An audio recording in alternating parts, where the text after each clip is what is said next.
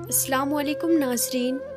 प्यारे नाज़रीन, इंसान के लिए 5 तरह के आलम हैं, यानी दुनिया है, आलम अरवाह, आलम दुनिया, आलम बरज़ख, आलम हश्र और आलम आखिरत। हर इंसान को इन सब से गुज़रना है। हालांकि ये अलग बात है कि हर एक जगह पर रहने का वक्त अलग अलग होता है। अल्लाह पाक ने इंसान को एक दुनिया से दूसरी में जाने के लिए अलग अलग वजह पैदा किए हैं। जैसे कि आलम अरवाह से आलम दुनिया में आने की वजह माँ बाप होते हैं, और आलम दुनिया से आलम बरज़ख में जाने की वजह मौत होती है, और आलम बरज़ख से आलम हश्र में जाने की वजह सूरह इसराफील, और आलम हश्र से आलम आखिरत में जाने की वजह ईमान या कुफ्र है। तो नाज़रीन, आज की हमारी वीडियो आलम बरज़ख है, जिसमें हम जानेंगे कि आलम बरज़ख की ये ज़िंदगी कैसी है, यहाँ पर लोग कैसे रहते हैं, लोग यहाँ पर क्या खाते पीते हैं, और क्या दुनिया के मामलात को भी लोग यहाँ पर याद रखते हैं। आज हम इन्हीं सब सवालात के जवाबात कुरान अहादीस की रोशनी में जानने की कोशिश करेंगे। तो नाज़रीन, ये सब कुछ जानने के लिए हमारी आज की इस वीडियो को आखिर तक ज़रूर देखिएगा, और अगर आपने अभी तक हमारे चैनल को सब्सक्राइब नहीं किया है तो चैनल को सब्सक्राइब कर लें, और साथ में दिए गए बेल आइकन को भी दबा दें, ताकि हमारी हर आने वाली वीडियो की नोटिफिकेशन आप तक पहुंचती रहे। तो नाज़रीन, आलम बरज़ख की अहमियत का अंदाज़ा इस बात से लगाएं कि इससे पहले भी 2 आलम हैं और बाद में भी 2 हैं। नबी करीम सल्लल्लाहु अलैहि वसल्लम की हदीस मुबारका है कि अगर अल्लाह के नज़दीक दुनिया की कुछ हैसियत होती तो मच्छर के पर बराबर भी इसमें से किसी काफिर को पानी का एक घूंट न पीने देता। वह हवाला तिरमिज़ी शरीफ, यानी अंदाज़ा करें कि जिस आलम दुनिया में हम मौजूद हैं, इसकी अहमियत क्या है। खैर, दुनिया और आखिरत में मौजूद जो आलम है वो बरज़ख कहलाता है। बरज़ख का लफ्ज़ी माना आड़ या पर्दा के है। इंसान की मौत से लेकर क़यामत में उठने तक का फासला बरज़ख कहलाता है।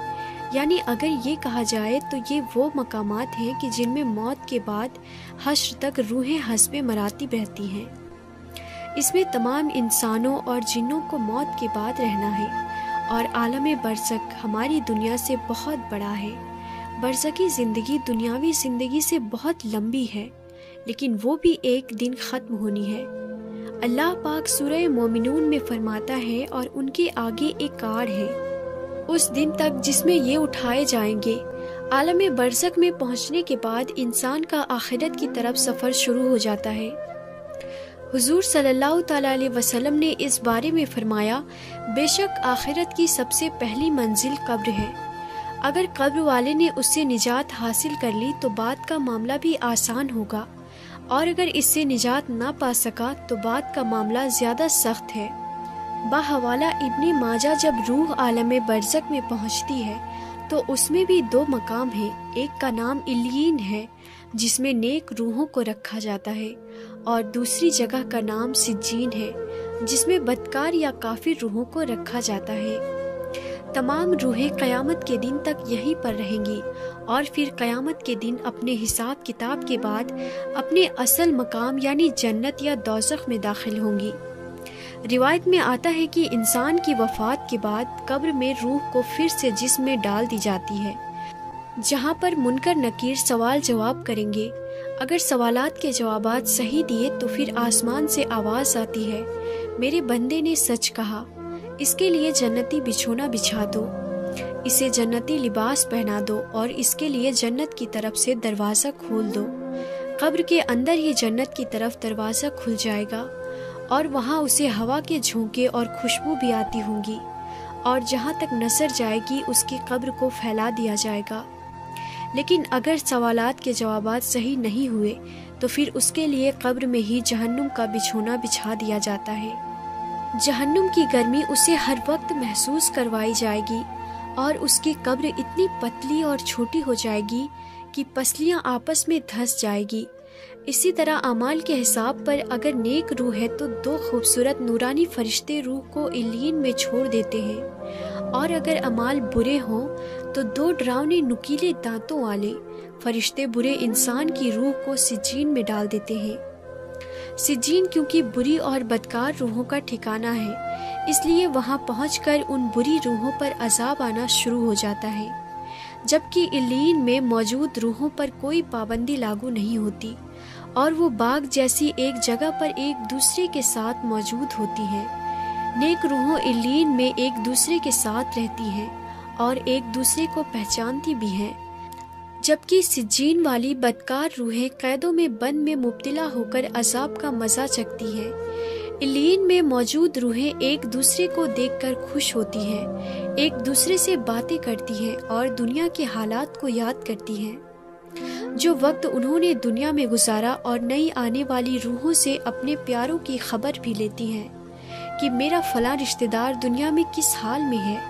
اگر نئی آنے والی روح یہ کہے کہ تمہارا فلاں رشتہ دار تو کب کا مر چکا ہے مگر وہ یہاں علیین میں نہیں پہنچا، تو یہ نیک روح سمجھ جاتی ہے کہ اس کو سجین میں بھیج دیا گیا ہوگا۔ نیک روحیں اپنی رشتہ داروں کا انتظار علیین کے اندر بالکل ایسے ہی کرتی ہیں جیسے کوئی اپنے گھر سے دور اپنے گھر والوں سے ملنے کا انتظار کرتا ہے۔ اس کے علاوہ علیین میں نیک لوگوں کے علاوہ انبیاء اکرام، شہداء اور صدیقین کی روحیں بھی ایک دوسرے کے ساتھ مل کر باتیں کرتی ہیں۔ نیک روحیں اپنے قریبی رشتہ داروں سے ملاقات کریں گی، جیسے کہ نبی پاک صلی اللہ تعالیٰ علیہ وسلم نے حضرت فاطمہ الزہرا سلام اللہ علیہا سے فرمایا تھا کہ میرے وصال کے بعد جو نیک روح سب سے پہلے مجھ سے ملے گی وہ فاطمہ تم ہی ہوگی، اور بالکل ایسا ہی ہوا۔ اور آپ صلی اللہ تعالیٰ علیہ وسلم کے وصال کے 4 یا 6 مہینے کے بعد حضرت فاطمہ رضی اللہ تعالیٰ عنہا حضور نبی کریم صلی اللہ تعالیٰ علیہ وسلم سے جا ملی۔ چنانچہ نیک روحیں عالم برزخ کے اندر علیین میں ایک دوسرے کو پہچانتی ہیں اور ایک دوسرے سے ملاقات بھی کرتی ہیں، اور نہ صرف اپنے باقی کے رشتہ داروں کا نئے آنے والے روحوں سے حال دریافت کرتی ہیں بلکہ ان کی وہاں منتظر بھی رہتی ہیں۔ تو ناظرین، یاد رہے کہ عالم برزخ میں روحیں عالم محشر قائم ہونے تک رہیں گی، یعنی قیامت کے دن تک روحوں کا قائم عالم برزخ میں رہے گا، اور قیامت ہی وہ دن ہوگا جب روحوں کو جسموں میں ڈال کے اٹھایا جائے گا، پھر حساب کتاب کے بعد جنت یا جہنم میں ڈال دیا جائے گا، اور پھر وہی مستقل ٹھکانہ ہوگا۔ حضرت عبداللہ بن عبید رضی اللہ تعالیٰ عنہ سے مروی ہے کہ مردے کو جب قبر میں رکھا جاتا ہے تو وہ بیٹھ جاتا ہے اور جنازے کے ساتھ آنے والوں کے قدموں کی آواز سنتا ہے۔ سب سے پہلے اس کی قبر اس سے کلام کرتے ہوئے کہتی ہے، اے ابن آدم، تیرا برا ہو، کیا تجھے مجھ سے ڈرایا نہیں گیا؟ کیا تجھے میری تنگی، بدبو، وحشت، ہولناک اور کیڑے مکوڑوں کا خوف نہیں دلایا گیا تھا؟ یہ میں نے آج کے دن کے لیے تیار کیے ہیں، تو بتا تو نے میرے لیے کیا تیاری کی؟ تو ناظرین، ویڈیو کے آخر میں ایک مشہور و معروف حدیث پاک بتاتے ہیں کہ نبی پاک صلی اللہ تعالیٰ علیہ وسلم نے فرمایا، قبر جنت کے باغوں میں سے ایک باغ ہوتی ہے، یا دوزخ کے گڑھوں میں سے ایک گڑھا، یعنی مومن کی قبر میں جنت کی خوشبوئیں وہاں کی تر و تازگی آتی رہتی ہے، کافر کی قبر میں دوزخ کی گرمی وہاں کی بدبو پہنچتی رہتی ہے۔ آئیے اللہ پاک سے دعا کرتے ہیں کہ ہمیں صحت و تندرستی والی زندگی عطا فرمائے اور مرنے کے بعد ہماری قبر کو جنت کا باغ بنا دے، اور عالم برزخ میں ہمارا ٹھکانہ نیک روحوں کے ساتھ علیین میں بنا دے۔ آمین ثم آمین۔